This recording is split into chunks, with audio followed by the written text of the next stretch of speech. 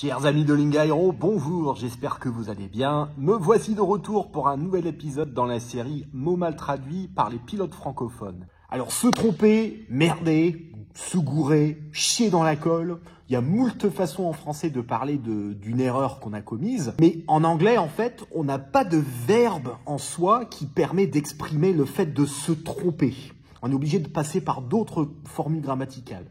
Alors pour une erreur où on se trompe sur un simple fait, à ce moment-là, on va parler de « make a mistake », commettre une erreur. Ça arrive à tout le monde de se tromper.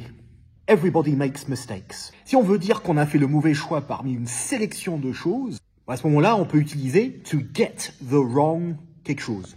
Donc par exemple, le pilote s'est trompé de piste. The pilot got the wrong runway. Je pensais que j'avais un vol ce matin, mais je me suis trompé de date. I thought I had a flight this morning, but I got the wrong date. Si on veut dire que quelque chose est trompeur, au sens ça peut nous induire en erreur, à ce moment-là, on peut passer par la traduction misleading. Donc parfois, en été, les prévisions météo sont trompeuses. Sometimes in the summer, the weather forecasts can be misleading. Si on veut introduire une phrase en disant « si je ne me trompe pas », ou « à moins que je me trompe », on peut dire « unless I'm mistaken ». Par exemple, « cette piste n'est pas dangereuse pour les bêtes, à moins que je me trompe ».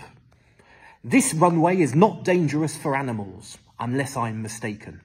Voilà donc quelques exemples de comment éviter de vous emmêler les pinceaux lorsque vous traduisez le mot « se tromper ». J'espère que cette vidéo vous a plu. Bon vol à tous et à très bientôt. Au revoir.